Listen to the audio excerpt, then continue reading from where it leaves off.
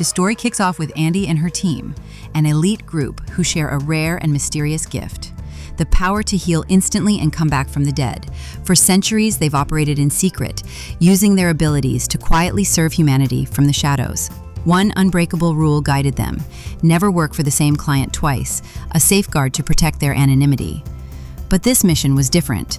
Reports of multiple girls being abducted surfaced, and the crisis was too urgent to ignore. The team had no choice but to break their golden rule. As soon as they arrive on site and start prepping for the mission, they're ambushed. Armed guards surround them, open fire, and brutally take them down. But then something incredible happens. One by one, they rise again. Their immortality kicks in, healing their wounds and bringing them back to life. That's when the truth hits. It was a trap, set by none other than James Copley, the very man who hired them. James had started suspecting something was off nearly 8 years earlier during a mission, when he witnessed them walk away from a vicious battle without so much as a scratch. Since then, he'd been obsessed with proving their immortality. This ambush was his proof.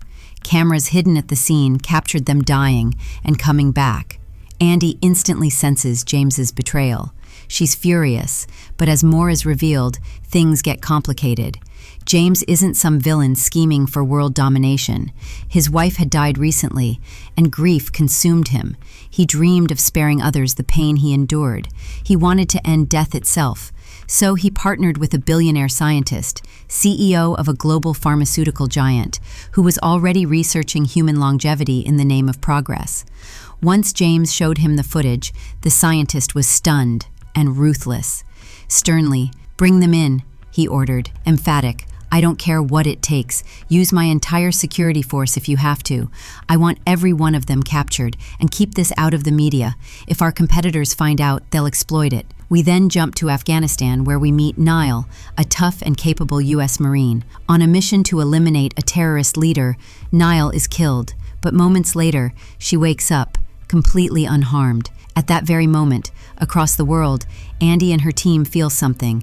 A new immortal has awakened. Knowing how traumatic that awakening can be, Andy decides they have to find Nile before someone else does. Meanwhile, Nile is reeling. She doesn't understand how she's still alive. Her body is fine, but her mind is in shock. Word of her miraculous recovery quickly spreads through the military ranks, and high-ranking officials decide to bring her in for testing. Plans to capture her are already underway, but Andy and her crew get there first. They rescue her and smuggle her aboard a private plane arranged through an old Russian contact. The destination, a safe house in rural France. Nile grows uneasy, suspicious. She starts thinking, what if these people aren't here to help? A confrontation erupts midair. Nile, battle-hardened and skilled, tries to take Andy on, but Andy's older, stronger, deadlier. She swiftly overpowers Nile, then sits her down and calmly explains everything. About the immortality, about the others, about the truth of who Nile now is. Nile learns she's not alone. These people are like her. All of them have been through what she's experiencing. They've died and come back, over and over. They've had to give up everything, names, homes, families. They've hidden in plain sight for centuries. Each member begins to share their history. Andy, the group's leader and the oldest among them, speaks first. She doesn't even remember when or how she got her powers. Her earliest memories are of being worshipped as a goddess in ancient Greece. She wasn't alone back then. There was another girl, Lily, also immortal. Together they fought injustice, forming an unbreakable bond. Later, a third joined them, but unlike the others, his power eventually faded and he died. Andy warns Nile, these powers aren't forever. One day they'll vanish, and you won't know when. She shares one of the darkest memories of her past. She and Lily were once captured in England while trying to rescue women. Accused of blasphemy and corrupting Christian beliefs, they were executed by hanging. But when they came back to life, the locals were terrified. Accused of witchcraft, they were sealed in iron coffins and dumped in the ocean. Andy somehow escaped. Lily didn't. Andy searched for her for years, but never found her. As time passed, Andy started sensing other immortals. That's how she found Joe and Nikki, former enemies turned soulmates. Later, in 19th century France, they met Booker, a cynical but loyal man with the same curse. Over time, Andy came to believe that their immortality wasn't a blessing. It was a burden, a painful, lonely curse. But she gave it meaning. She made it her purpose. Back in the present, Nile hears it all. Andy explains why she had to abandon her own family, for their safety. Just then, disaster strikes. James's mercenaries raid their French hideout at night. Joe and Nikki are captured. Booker is left behind. Since he didn't revive immediately, they assume he's just human. Elsewhere in the compound, Andy senses the attack and launches into fierce combat. She takes down multiple guards using swords, hand-to-hand combat, and even their own weapons. When she returns, she finds Booker finally starting to revive. But then, Andy notices something terrifying. Her wounds aren't healing. Her immortality is gone. She doesn't tell anyone, not yet. Andy, Booker, and Nile regroup and retreat to another safe house. While hiding, Booker opens up to Nile. He confesses how immortality destroyed his relationship with his children, how the people they love age and die while they remain the same. Nile is now facing that same future. Andy had already advised her to let her loved ones believe she was dead for their protection. A deeper connection begins forming between Andy and Nile, not just strategic, but emotional and psychic. Nile begins to dream of a drowning queen, haunting recurring visions many immortals experience. Oddly, Andy has never had such dreams. That's how she knows she never truly connected with Lily, and the guilt of losing her still haunts Andy to this day. Meanwhile, Joe and Nikki are being tortured. The scientist wants blood samples, tissue, anything he can study. He wants to manufacture a way to live forever and sell it. Andy and Nile track them down, using a military-grade chip planted in James's tech. The trio sets off for his secret facility. Just before they breach the compound, Nile hesitates. Thoughtful, "This isn't my life," sighs. She tells Andy, "I don't think I'm meant for this. I want to go home. I want my family." Before they can finish talking, they're attacked. Their guns misfire, useless. And then the truth cuts deep. Booker betrayed them, one of their own. He made a deal with James, traded their lives for a promise. The scientist would help end his immortality, end his suffering. Andy is heartbroken, her trust shattered. Booker sees Andy's wounds and realizes what he's done. She's mortal now. She could die. And it's his fault. Before he can make amends, the guards overpower them. They're taken prisoner.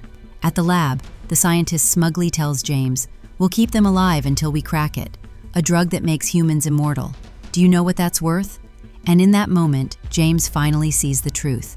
This wasn't about helping humanity. It was always about power, control, and profit. Now even James realizes the gravity of his mistake, especially when he sees the scientists subjecting the immortals to brutal and inhumane torture. But before James can do anything to make it right, one of the scientist's men sneaks up behind him and knocks him unconscious. Much later, when James regains consciousness, he finds Nile standing in front of him, the same Nile who had once walked away from the group of immortals. But now she's come to terms with who she truly is. She understands that she's not like other people, and the only place she truly belongs is with the immortals. But by the time Nile comes back, it's already too late. She learns that all the immortals have been captured by the scientist's forces, and she knows exactly who's responsible: James. That's why she holds him at gunpoint. James tries to defend himself. "I never meant any harm. I wanted what every immortal wants, to make the world a better place." He explains that immortals have been quietly helping humanity for centuries, and Nile wanted that too. Moved by his words, Nile decides to team up with him. Together, they devise a plan to rescue the others. With James's help, they infiltrate the scientist's high-security lab. As soon as they're in, Nile doesn't hesitate. She blasts her way through the guards and quickly frees Joe and Nikki. But before she can reach the next room to save Andy, the scientist shows up, gun aimed right at Andy. He knows she's no longer immortal. Seeing the threat, Andy and Nile attack him together. They manage to kill the scientist and take his gun. Then, Nile grabs the scientist's body and jumps out the window with him. They plunge several stories, killing him on impact. Nile, still immortal, gets back up and reunites with her team. Later, the immortals gather to pass judgment on Booker for betraying them. His sentence? Exile. He's not allowed to see or contact them for the next 100 years. During the emotional goodbye, Booker bids farewell to everyone. But when he looks at Andy, his heart aches. He knows she's no longer immortal, and by the time he's allowed back, she might be gone.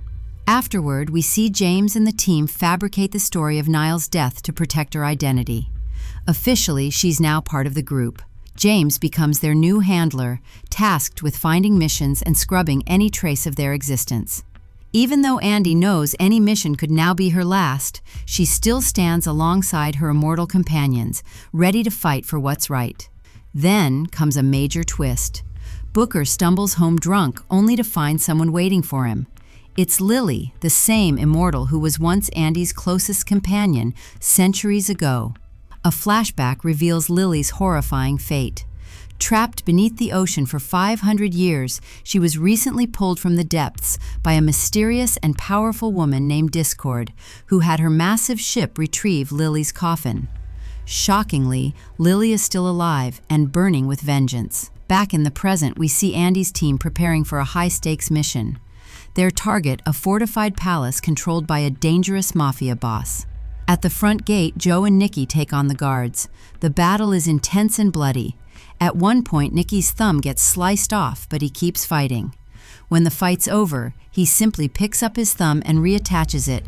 It heals instantly thanks to his powers. Inside the palace, Andy and James make their move, while Nile opens fire from a boat off the coast.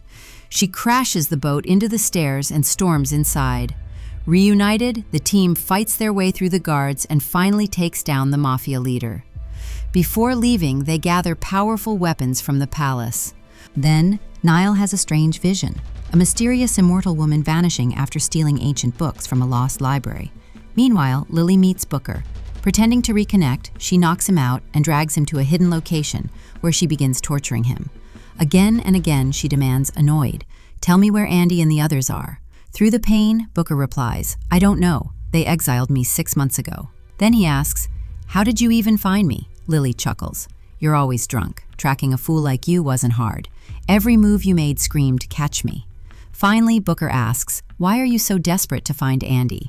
Lily's expression turns cold with pain and rage. Angry, "Andy and I were together for centuries, but when I needed her most, she left me. I spent 500 years rotting in that ocean, alone, and she just kept living. Now I want answers. I want revenge." Andy's oldest friend has become her most dangerous enemy. Later, the group decides to take a break, some time apart to live freely. In France, Joe tells Nikki, "I need some space." Nikki agrees, but deep down, he senses Joe is hiding something. Suspicious, Nikki joins Nile and tails Joe. Eventually, they discover Joe has been secretly meeting Booker and even helping him. Furious, Nikki confronts him. Angry, "You're working with him, the guy who put all our lives at risk?" As tensions flare, Nile rushes in. She says she went to check on Booker, but found only bloodstains in his apartment. Worried, "He's in trouble," she says. Meanwhile, in Korea, Andy and James visit an ancient immortal named Tua. Andy had known him for centuries, but Tua always kept his distance and refused to join their cause. This time, Andy believes the library from Nile's visions might belong to him. Tua confirms it and takes her to the hidden library, but many of the rare books on immortals are missing. Nile's visions weren't dreams, they were real. Tua explains, thoughtful, "This is all Discord's doing. She's the oldest immortal to ever live. We were once friends. We researched immortality together. That's how we discovered Andy and Lily, right before Christian priests tried to execute them. Sad, I tried to save you both. I begged Discord to help, but she dragged me away. I only managed to save you, Andy. It was too late for Lily. They had already thrown her into the sea." Since then, Discord has used her vast wealth and power to protect herself. She realized humanity would never accept beings like her. What happened to Andy and Lily would eventually happen to her too. That's why she joined forces with a weapons company and stole all the rare books to push her own agenda. Andy tells Tua that her immortality is gone, and she's certain Discord knows it. Later, when Andy and James return to Tua's house, the entire team is already there. Booker had sent word he wanted to meet Andy. Despite everything, Andy agrees. Booker gives her a letter from Lily, asking her to meet at their old special place. Reading it stirs a storm of emotions in Andy. Relief, guilt, fear, and hope. Without hesitation, she rushes to meet Lily. Nile insists on going too, just in case.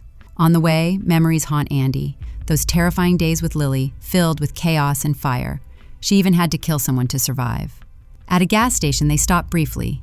Andy confesses to Nile, "I'm scared. I think Lily might hate the person I've become. I've never been this nervous around her." The next day, they arrive in Italy. Nile stays back as Andy meets Lily. Andy apologizes, saying she tried everything to find her. She asks Lily to come back to the team and help humanity, but Lily refuses. "I'm done with humanity. They were monsters to me." She begs Andy to leave her group, for her. But when Andy refuses, Lily storms off. Andy follows. Nile begins to as well, but Andy signals her to stay back. From the shadows, Nile spots someone. Discord. She instantly recognizes her as the woman from her visions. She rushes to warn Andy and finds her locked in a brutal fight with Lily. Both are ancient martial arts masters. Their skills are evenly matched, and their attacks barely break through each other's defense. Nile jumps in. "Andy, I saw the woman from my dream. She's here." She points to Discord, who calmly watches from a distance with a faint smile, then turns and walks away. Lily then reveals the truth. "It was Discord who saved me from the ocean, and now she's on my side." A second fight breaks out. In the chaos, Lily rips the locket from Andy's neck, the same one Andy had once gifted her. Without a word, she walks away. Andy tries to stop her, but Lily slips through her fingers. Nile, still chasing Discord, finds herself at an ancient, eerie church. Inside, Discord turns to her and says, "I've been here since the crucifixion of Jesus Christ. He came to save humanity too, but they treated him like a criminal. You people, you're no different. Just as lost as your leader, Andy. Still trying to help a world that's never given us anything." Then, Discord reveals something even deeper. A connection between them. She rolls up her sleeve, showing a distinct birthmark on her arm. This mark, it could mean you're the last immortal on Earth, and I was the first. We're connected, Nile. These symbols prove it. Meanwhile, Andy and her team regroup, trying to make sense of everything that's happened. Elsewhere, Tua and Booker pore over old prophecies tied to the immortals. Tua asks, "Has Nile ever tried to hurt Andy?" Booker nods. "Yeah, when we went to save her, she attacked." Tua begins to piece it together, realizing Nile may have a rare ability. She could strip immortality from others. And if Discord knows that, she might use Nile to eliminate the rest of them. Tua also explains something chilling. If Nile wounds an immortal, they can transfer their immortality before dying, but only once. The next morning, Booker approaches Andy. "I need to go," he tells her. "It's time I faced what I did. Time I served my punishment." But Andy stops him. "No, things just got worse. We need you now more than ever." Meanwhile, at a remote airport, Discord corners Lily. "Don't just take revenge on Andy," she whispers. "Take it out on all of humanity." Lily, consumed by rage, agrees and joins Discord. The next scene cuts to a nuclear facility in Indonesia. A truck races toward the gate. Security opens fire, but the truck rams through and explodes. The guards assume the driver's dead, but rising from the flames, it's Lily. She's resurrected. She slaughters the guards and joins Discord. Together, they storm the facility with tactical vehicles, tearing through every soldier in sight. Back at base, Booker is training Nile with help from Tua. The three of them spar, showing off their elite combat skills. Tua jokes, "We're so good, one of us could take down 10 men. But during training, Nile accidentally slices Booker's arm. Normally, an immortal would heal instantly, but this time, the wound doesn't close. Later, Booker pulls Tua aside and shows him the cut is still there. Tua's theory was right. If Nile injures an immortal, they lose their powers. Booker is no longer immortal. He decides to keep it a secret. Meanwhile, James gathers the group. He plays surveillance footage of the Indonesian facility, now taken over. Nuclear bombs are spotted across the base. Everyone knows it's a trap, but they have no choice. They hop on bikes and head out. James stays behind, watching from a distance and relaying intel. The team reaches the bombs, but before they can defuse anything, they're ambushed. Guns drawn, they hesitate. They can't risk setting off the explosives, so they resort to hand-to-hand combat. In the chaos, Nikki takes a shot to the head and collapses. Joe rushes in, scooping him up and carrying him to safety. The others push forward to the control room. Inside, they're attacked again, this time by Discord's elite guard. It's brutal. Suddenly, the door slams shut. Nitrogen gas hisses in through vents. One by one, they fall unconscious. It was all part of Discord's plan. Meanwhile, two guards ambush Andy and repeatedly tase her. From across a bridge, Nile jumps to help, but loses her footing, falls, and is buried under collapsing rubble. Andy overpowers the guards and searches frantically for Nile, but she's gone. Outside, James senses something wrong. He pulls his weapon and takes out two attackers, but he's outnumbered and captured. Inside the facility, Andy is panicking. She calls out to her team, but there's no answer. Then, 4 more guards come for her. Booker arrives just in time to save her. Suddenly, an explosion rocks the area. Debris rains down, blocking their escape. They're forced to move deeper into the facility. They destroy the security cameras, knowing Discord is watching. As they move forward, Andy notices something odd. Her old wounds are healing. "Booker," she says, "something's happening. I'm healing again." He nods quietly.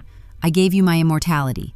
Andy doesn't believe it until she's slashed across the chest moments later and heals instantly. She's shocked, grateful, but crushed by the sacrifice. Soon, an army of guards heads their way. Booker seals the door behind Andy and stands alone to fight. Andy screams and tries to help, but it's too late. Booker holds them off as long as he can, but eventually he's overwhelmed. Andy, devastated, breaks down. Elsewhere, Nile claws her way from the rubble, only to find herself face to face with Lily. She pleads with her, "Discord's using you, Lily. She's manipulating everything." But Lily's too far gone. She attacks. They fight fiercely. And finally, Nile stabs Lily through the chest. Her immortality ends. But then, stab! Discord appears, driving a blade into Nile's heart. She drags her away. Andy arrives moments later in a different chamber and finds Lily bleeding out next to a massive bomb. Lily holds the trigger. "I should," she trails off. Andy finishes her sentence, repeating words from their past. Lily softens. Her hand lowers the trigger. Andy sees the blood. Lily's powers are gone. Furious at Discord, Andy hears the whir of helicopter blades. She races to the rooftop and throws her axe, hooking onto the chopper. She swings toward it but slips and crashes onto a nearby building. One helicopter takes off. The second, carrying Discord, hovers near Andy. "Come with me," Discord offers. "You belong on my side." Andy pretends to agree. As the chopper lowers, she leaps in, grabs Discord, and pulls her down. A vicious fight erupts. Both are masters. Blades clash. Blood flies. Andy lands a deep wound and notices Discord isn't healing. "You're not immortal anymore," Andy says. Discord admits it. Nile took her power too, which is why she hunted her in the first place. Then, Discord stabs Andy in the back and boards her chopper, escaping into the sky. Andy lies bleeding, barely conscious, but swears, "I will save them. I will finish this." Later, Andy is seen in Tua's library, desperately researching ways to find Discord and rescue her team. She tends to Lily, who now sees the truth and regrets everything. Lily joins Andy. Together, they begin planning their mission. The film ends with the two women, side by side, locked and loaded, preparing for war. What do you want to see next? Drop your ideas in the comments.